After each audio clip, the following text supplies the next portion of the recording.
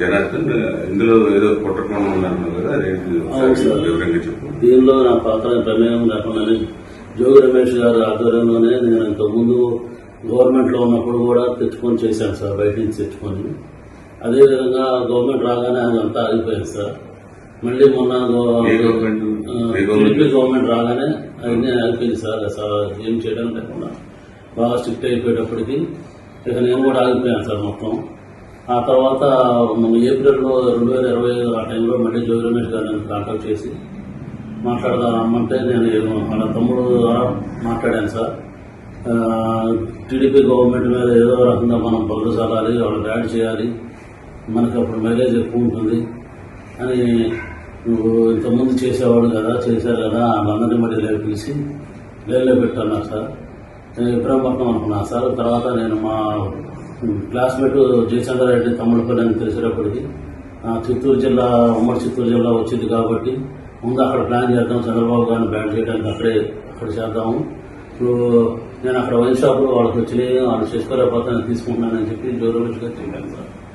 అయితే అక్కడే ప్లాన్ చేయాలని చెప్పారు. నేను అక్కడ లోపల అతను ఉన్న పాలగర్ సిద్ధాన్ని అతను పట్టుకొని అవన్నీ రూమ్ అది తీసుకొని వేరే వాళ్ళ పేరు మీద అక్కడ సెటప్ అంతా చేశాను సార్. చేసిన తర్వాత ఎవరైతే ఉన్నారో వాళ్ళకి తెప్పించి అన్నీ రెడీ చేయించు,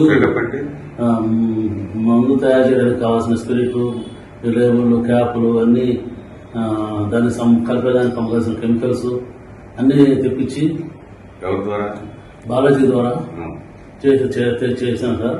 అది ఎప్పటికప్పుడు 1 నెల 2 నెలల్లో ఇది ఇలా అంతా రెడీ చేసి పెట్టండి. రెడీ చేసి ఎప్పుడైతే పెడతారో అప్పుడు మొత్తం ఎక్కువగా ఉన్నప్పుడు మీరు ఎవరు లేని సమయం చూసి దాన్ని గవర్నమెంట్ మీద బొజ్జాలి, నీకు ఏం కాదు, నీకు ఏమైనా ఇబ్బంది అయినా నేను చూసుకుంటాము. నేను బాగా ఆర్థిక ఇబ్బందుల్లో ఉన్నానండి. ఆ ఆర్థిక ఇబ్బందులన్నీ నుంచి తీసేసి మీ ఫ్రెండ్ అక్కడ ఎట్టవో ఆఫ్రికాలో డిస్టరీస్ ఉన్నాయి కదా, అక్కడికి వెళ్ళిపో, నీకు దానికి కావాల్సిన అమౌంట్ 3 కోట్లుగా మేము సర్దుతాము, నువ్వు అది ఇవన్నీ ఏం చెప్పకుండా మామూలుగా ఏం తిరిగినట్టుగా ఉండు, నువ్వు అక్కడికి వెళ్ళి అన్నీ రెడీ చేస్తూ ఉండే ఎవరికి అనుమానం రాకుండా అని చెప్పారు సార్. అదేవిధంగా తిరుగుతూ ఉంటుంది. ఏ నెల అక్కడ కుర్రోడు కూడా వెళ్ళిపోతానంటే నేను గట్టిగా అడిగాను సార్, ఇబ్బంది అవుతుంది అని అడిగితే మొన్న సెప్టెంబర్ 20వ తారీఖు తర్వాత ప్లాన్ చేద్దాం, నువ్వు మీ ఫ్రెండ్ ఎక్కడున్నాడో కనుక్కో అంటే నేను కనుక్కుంటే ఆఫ్రికాలో ఉన్నానని చెప్పాడు సార్. అయితే నువ్వు కూడా ఆఫ్రికా వెళ్ళిపో, అతనితో టచ్లో ఉండు, నేను పెట్టుబడి పెడతానని చెప్పి కమిట్మెంట్ తీసుకో, నీకు ఇబ్బంది లేకుండా ఉంటుంది, మేము ఇక్కడ అడ్జస్ట్మెంట్ చేస్తాం, అమౌంట్ అంతా మీ బ్రదర్కి చేస్తాం, మీకు ఎటువంటి పరిస్థితులు ఏమీ ఇబ్బంది లేకుండా మేము చూసుకుంటాము, ఎట్లాగో ఇబ్బందులు పడ్డావు కదా, నీకు ఎందుకంటే ఇబ్బంది ఏం పడతావు, దాన్ని వెళ్ళిపో, అక్కడైతే నీకు అన్ని రకాలుగా ప్లస్ అయితే నీకు బాగుంటుంది. మాకు కూడా ఇక్కడ గవర్నమెంట్ మీద తప్పుడు ఆరోపణలు చేస్తే మాకు కూడా కలిసి వచ్చింది, మాకు కూడా మా వైసీపీ గవర్నమెంట్ కూడా కలిసి వచ్చింది అని కొన్ని రకాలు భయపెట్టి కొంచెం డబ్బు ఆస్తి చూపి అన్ని రకాలుగా చేశారు సార్ నన్ను.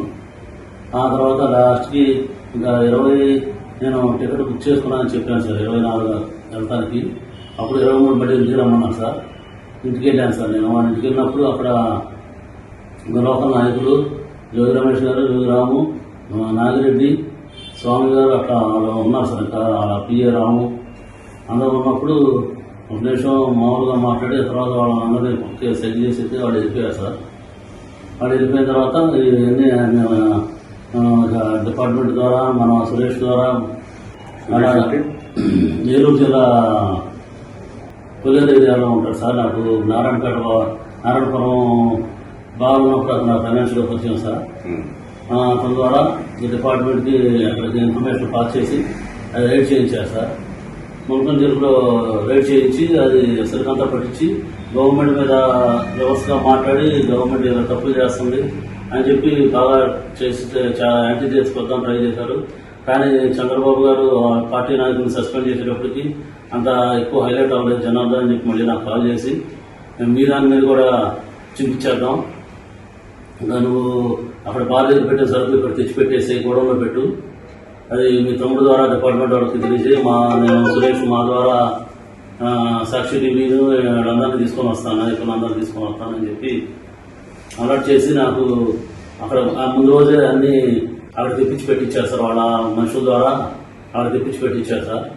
అదేవిధంగా ఇన్ఫర్మేషన్ లీక్ చేయించి తమ్ముడు ద్వారాను మీడియా సాక్షి మీడియా ద్వారా వాళ్ళ మనుషులు సురేష్ ఏలూరు ఆయన ద్వారా ఇట్లా డిపార్ట్మెంట్ అన్నిటికీ చేసి అది పెట్టించారు సార్. ఏది మా గోడంలో పెట్టిన లెక్కలు పెట్టించారు సార్. పక్కన గోడంలో బాగా ఎదురుగా ఉన్న గోడంలో.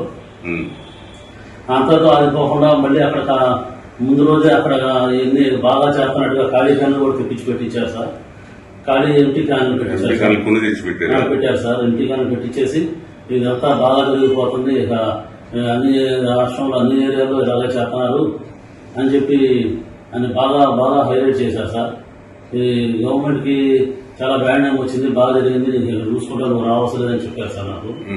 ఆ చెప్పిన రోజు నుంచి నాకు ఈ రోజు వరకు కూడా నాకు యాంటిసిపేట్ వేరే అర్థాలు సంఘం కూడా ఆగ్రహం తీసుకోలేదు సార్.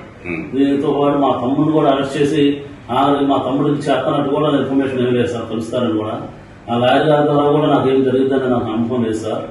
అక్కడ ఇవన్నీ అవ్వదని చెప్పేసి నేనే వచ్చి డిపార్ట్మెంట్ సహకరించి గవర్నమెంట్ మీద నా మీద జరిగింది, నేను వల్ల ఇబ్బంది పడింది అన్ని చెప్పేసి ఇక డిపార్ట్మెంట్ గారు సహకరిద్దామని చెప్పి నేను వచ్చేసాను సార్. ఇదంతా మేము నమ్మదగ్గగా మేమెందుకు నమ్మాలి? ఇది మీరు ముందు మీ ఫ్రెండ్నే కదా మీ ఆయన జయచంద్రారెడ్డి, ఆయన అసలు ఆయన ఎందుకు ఇరికించారు? మరి ఈ విషయంలో ఇరికించలేదు సార్. ఆయన ఏం చేశాడంటే పెద్దిరెడ్డి గారు రామచంద్రెడ్డి గారు పక్క కాన్స్టిట్యున్సీ, ద్వారకా రెడ్డి ఆ కాన్స్టిట్యున్సీ, మిగిలిరెడ్డి ఆయనే చూసుకుంటాడు మొత్తం. మీ ఫ్రెండ్కి మళ్ళీ గెలవడం, మీ ఫ్రెండ్కి రాదు సీటు, మొత్తం మా ఆంధ్రలోనే ఉంటుంది, మీ ఫ్రెండ్కి ఏం కాదు, పోయినా ఎట్లాగో ఓడిపోయినట్టే కదా, ఇక మళ్ళీ సీటు రాదు, గెలవడం మీ ఫ్రెండ్ ఎట్లాగో ఆఫ్రికాలో వ్యాపారాలు చూసుకుంటాడు, మీరు కూడా అక్కడికే వెళ్ళిపోయి చూసుకొని మీరు ఇట్లా వచ్చానని చెప్పకుండా మీ ముందే మాట్లాడుకుంటున్నారు కాబట్టి మీకు ఇబ్బంది ఏమి ఉండదు అలా చెప్పి నమ్మించి చెప్పారు సార్. నాకు ఇక డబ్బులు ఎప్పుడైతే నాకు బాగా ఇబ్బందులు, ఆర్థిక ఇబ్బందులు ఉండడం వల్ల బాగా పబ్లిక్ ప్రెజర్ చేయడం, రిలయన్స్ వాళ్ళు, శ్రీరామ్ వాళ్ళు బాగా ప్రెజర్ చేయడం వల్ల నేను ఉండే అన్ని ఆప్షన్కి వచ్చేసింది సార్. నేను ఉండే ఇల్లు కానీ ఉండే బార్ ప్రిమిసెస్ కానీ ఆప్షన్కి వచ్చేసింది సార్. ఇక నాకు తట్టుకోలేక ఆయన చెప్పింది వినేసి ఆయన ఆశ్చర్యించిన 3 కోట్లు నాకు ఇస్తారనుకున్నాను, ఎప్పుడైనా తీరుతారనుకొని నేను ఓకే అన్నాను సార్, చేసేదానికి ఓకే అన్నాను సార్. మరి ఈయన ఎన్నాళ్ళుగా పరిచయం మీకు? ఈయన నాకు చిన్నప్పటి నుంచి పరిచయం సార్, జోగి రమేష్ గారు. నాకు నేను చిన్నప్పటి నుంచి నాకు జయచంద్రారెడ్డి గారు చదువుకున్నప్పుడు సార్ మాకు ఇంజనీరింగ్ విద్యానగర్ ఎంబీకేరెస్ట్ గూడూరు దగ్గర దానిలో ఎంబీకేరెస్ట్ చదువుకున్నప్పుడు పరిచయం సార్. మళ్ళీ ఎలక్షన్ టైంలోనే మేము వెళ్ళాం సార్ ఆయన దగ్గరికి. ఆ టైంలో మా క్లాస్మేట్స్ అందరం వెళ్ళి కలిసి అక్కడ క్యాంపెయిన్ దగ్గర వెళ్ళి పార్టిసిపేట్ చేసాం సార్. ఆ తర్వాత ఇక మళ్ళీ ఎప్పుడైతే ఇట్లా వైన్ షాప్ లో వచ్చి ప్లాన్ చేశారో ఇక రమేష్ గారు ఈ విధంగా చేద్దాం, నువ్వు వెళ్ళు వైన్ షాప్ తీసుకుంటాను మాట్లాడు, ఇది చేద్దాము, నీకు ఉపయోగపడుద్ది, నీ ఫ్రెండ్ వల్ల నీకు ఉపయోగం లేదు కదా, నా వల్ల ఉపయోగం ఉంటుంది, అతనికి ఏం లేదు, అతనికి ఏం పోదు, ఆయన ఆల్రెడీ ఇలా ఓడిపోయాడు కాబట్టి ఇబ్బంది ఏం లేదు, ఇక ఇలా చెప్పేటప్పటికి అతనికి ఏం కాదు కదా, నాకు కూడా ఏ కేసు లేకుండా చూసుకుంటున్నారు కదా అని నేను ఒప్పుకున్నాను సార్ ఇది చేయడానికి. ఎప్పుడైతే ఈ లెక్క చేశారో ఇక నేను ఎవరిని నమ్మదలుచుకోలేదు సార్. ఇక ఎవరు ఇస్తానా లేదు, నేను ఎట్లాగో ఇబ్బంది పడిపోయాను, ఇంకా మళ్ళీ ఇక ఇబ్బంది పడకూడదని చెప్పేసి వచ్చి ఇక సరెండర్ అయితే ఇక గవర్నమెంట్ ఏ శిక్ష శిక్షణ దానికి రెడీ వచ్చేసాను సార్ నేను. సరే.